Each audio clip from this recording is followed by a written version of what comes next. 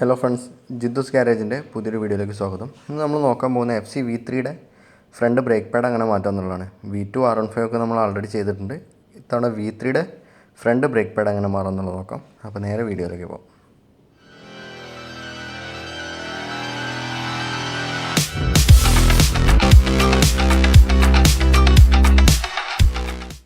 Brake pad മാറുന്നതിന് മുന്നായിട്ട് നമുക്ക് ആദ്യം ചെയ്യേണ്ടത് റിസർവോയറിൻ്റെ ക്യാപ്പ് അഴിച്ചു വയ്ക്കുകയാണ്. അതെന്തിനാണെന്ന് വെച്ചാൽ ബ്രേക്ക് പാഡ് പുതിയത് ഇടുന്ന സമയത്ത് ആദ്യം പഴയ പാഡിൽ പിസ്റ്റൺ തള്ളി പുറത്ത് വന്നിട്ടുണ്ടാവും. അപ്പോൾ പുതിയ പാഡ് ഇടുന്ന സമയത്ത് പിസ്റ്റൺ മാക്സിമം ഉള്ളിലോട്ട് തന്നെ തള്ളി വെക്കണം.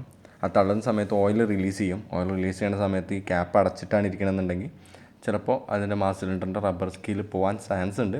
പോകുന്നല്ല, ചിലപ്പോൾ പോവാം. അപ്പോൾ അതിനുവേണ്ടി സേഫ്റ്റിക്ക് വേണ്ടിയിട്ട് തുറന്ന് വയ്ക്കുകയാണ് ഏറ്റവും നല്ലത്. അതുപോലെ തന്നെ നിലവിൽ ഇതിൻ്റെ ഫ്ലൂയിഡ് ലെവൽ കുറവായിരിക്കും. പിസ്റ്റൺ തള്ളുന്ന സമയത്ത് ഫ്ലൂയിഡ് ലെവലും മേലോട്ട് പൊങ്ങി വരും. അപ്പോൾ ഇത് തുറന്ന് വയ്ക്കാൻ ശ്രദ്ധിക്കുക. അതുപോലെ തന്നെ തുറന്ന് വയ്ക്കുമ്പോൾ ബ്രേക്ക് ഫ്ലൂയിഡ് ബോഡിയിലവിടെ ആവരുത്. അതുപോലെ തന്നെ പിസ്റ്റൺ തള്ളുന്ന സമയത്ത് ഓവർ ഫില്ലായിട്ട് പുറത്തേക്ക് ബ്രേക്ക് ഫ്ലൂയിഡ് വരാതിരിക്കാനും ശ്രദ്ധിക്കുക. അപ്പോൾ ആദ്യം തുറന്ന് വയ്ക്കുക. ഇനി നമുക്ക് താഴത്തുള്ള പരിപാടികൾ നോക്കാം. അപ്പോൾ നമുക്കിനി കാലിപ്പർ അഴിച്ചെടുക്കാം. കാലിപ്പർ അഴിച്ചെടുക്കാനായിട്ട് ജസ്റ്റ് ഒരു ടീ സ്പാനറോ അല്ലാന്നുണ്ടെങ്കിൽ റിംഗ് സ്പാനറോ എന്തെങ്കിലും യൂസ് ചെയ്യാം.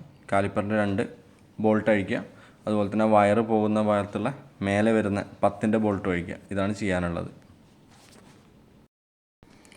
ജസ്റ്റ് ബോൾട്ട് ലൂസ് ചെയ്തു. ഇനി നമുക്ക് ടീ സ്പാനറോ കൈകൊണ്ടോ എങ്ങനെയാണെന്ന് വെച്ചാൽ മൊത്തം 3 ബോൾട്ടുകളും അഴിച്ചെടുക്കാം. അഴിച്ചെടുത്ത് കഴിഞ്ഞാൽ തന്നെ നമുക്ക് കാലിപ്പർ സുഖമായിട്ട് തന്നെ പുറത്തേക്ക് എടുക്കാം.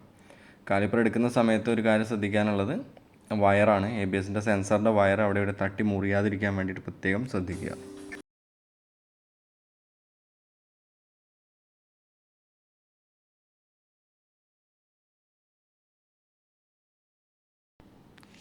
എന്നിട്ട് ജസ്റ്റ് കാലിപ്പർ ഇങ്ങനെ പിറകിലോട്ട് വലിച്ചു കഴിഞ്ഞാൽ കാലിപ്പർ സ്മൂത്തായിട്ട് അഴിഞ്ഞിട്ട് വരും. ഇതിന് ബ്രേക്ക് പാഡ് ഏകദേശം തീർന്നിട്ടുണ്ട്. നമുക്കിനി ബ്രേക്ക് പാഡ് പിടിപ്പിച്ചിരിക്കുന്ന താഴെ വരുന്ന ആ ഒരു പിന്നും അതുപോലെ അതിൻ്റെ ലോക്കാണ് അഴിക്കാനുള്ളത്. ചിലപ്പോൾ ലോക്ക് കൈകൊണ്ട് തന്നെ അഴിച്ചാൽ വഴിയും.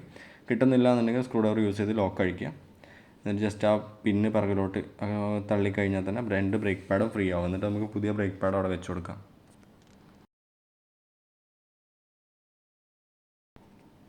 പിന്നെ ഊരുന്ന പാടെ തന്നെ ബ്രേക്ക് പാഡ് 2 താഴെ പോയി. ഇനി നമുക്ക് ചെയ്യാനുള്ളത് ആ പൊങ്ങിയിരിക്കുന്ന 2 പിസ്റ്റണും തള്ളലാണ്. കുറച്ച് ബുദ്ധിമുട്ടുള്ള പണിയാണ്. കൈകൊണ്ട് തള്ളാം.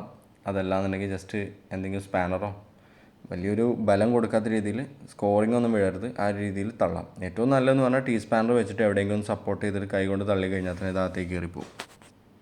അപ്പോൾ അത് മാക്സിമം അടുപ്പിക്കുക, തള്ളിയിട്ട് അടുപ്പിക്കുക. അതാണ് ഇനി അടുത്ത് ചെയ്യാനുള്ളത്.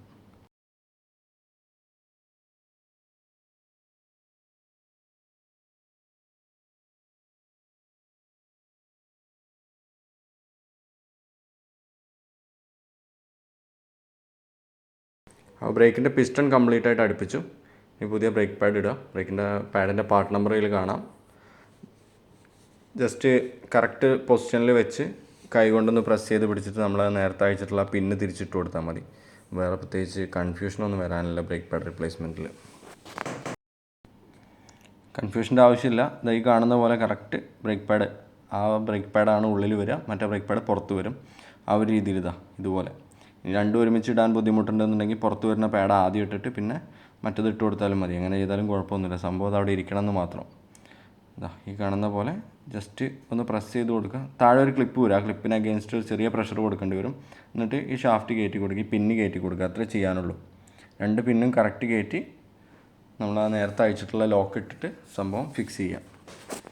ഇത് ഇങ്ങനെ സ്ക്രൂ ഡ്രൈവർ ഇട്ടിട്ടൊന്ന് ഇളക്കി എന്തിനാണെന്ന് വെച്ചാൽ അതിൻ്റെ സ്ലോട്ട് കറക്റ്റ് ആവാൻ വേണ്ടിയാണ്. അങ്ങനെ ചെയ്തെങ്കിൽ മാത്രമേ നമുക്ക് കറക്റ്റായിട്ട് ഡിസ്കിൽ തട്ടാതെ അതിനകത്തേക്ക് കയറ്റിയിടാൻ പറ്റുള്ളൂ. അപ്പോൾ പാഡ് ഇടുന്ന സമയത്ത്, ക്ലിപ്പ് ഇടുന്ന സമയത്ത് ജസ്റ്റ് അതിൻ്റെ പൊസിഷൻ ഒന്ന് ശ്രദ്ധിക്കുക. അഴിച്ച് അതേപോലെ തന്നെ ഇടുക. ഞാൻ ഈ ക്ലിപ്പ് ഇട്ടതിൽ ചെറിയൊരു മിസ്റ്റേക്ക് ഉണ്ടായിരുന്നു, ഞാൻ കറക്റ്റ് ചെയ്തിട്ടിട്ടുണ്ട്. ഈ ഒരു പൊസിഷനിൽ വരുമ്പോൾ നമുക്ക് ഇങ്ങനെ പുറത്തുനിന്ന് കാണണം. പുറത്തുനിന്ന് ക്ലിപ്പ് അങ്ങോട്ട് കാണണം. ഞാൻ കയ്യിൽ വെച്ചിട്ടപ്പോൾ മാറിപ്പോയതാണ്. ജസ്റ്റ് ഇത് അഴിച്ചിട്ട് തിരിച്ചിട്ട് കൊടുത്താൽ മതി. വേറെ പ്രത്യേകിച്ചൊന്നും ചെയ്യാനൊന്നുമില്ല. ഈ ഒരു പൊസിഷനിൽ വേണം ഇടാനായിട്ട്. ഓക്കെ, ഇങ്ങനെ ഇട്ടിട്ടില്ല എന്നുണ്ടെങ്കിൽ എന്താ പ്രോബ്ലം എന്ന് വെച്ചാൽ പുറത്തുനിന്ന് എന്തെങ്കിലും വണ്ടി വാഷ് ചെയ്യുന്ന സമയത്തൊക്കെ അല്ലെങ്കിൽ എന്തെങ്കിലും കൊളുത്തുന്ന സമയത്തൊക്കെ അത് ക്ലിപ്പ് അഴിഞ്ഞ് വരാനും സാധ്യതയുണ്ട്. ഇനിയൊന്നുമില്ല, അഴിച്ച സാധനങ്ങളെല്ലാം കറക്റ്റ് അതേ പൊസിഷനിൽ വെച്ചിട്ട് തിരിച്ച് സെറ്റ് ചെയ്ത് കൊടുക്കുക. ബോൾട്ടുകളെല്ലാം ടൈറ്റ് ചെയ്യുക. അപ്പോൾ ടൈറ്റ് ചെയ്യുന്ന ഭാഗങ്ങൾ ഞാൻ കുറച്ച് ഫാസ്റ്റായിട്ട് പോകുന്നുണ്ട്.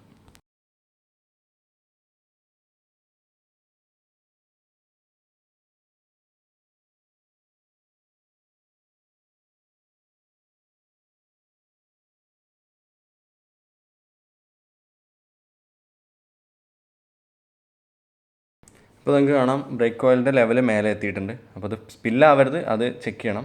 അതുപോലെ തന്നെ ബ്രേക്കിൻ്റെ ലിവർ ആദ്യത്തെ 1-2 തവണ സ്പോഞ്ചി ആയിട്ട് താഴേക്ക് ഇറങ്ങിപ്പോവും.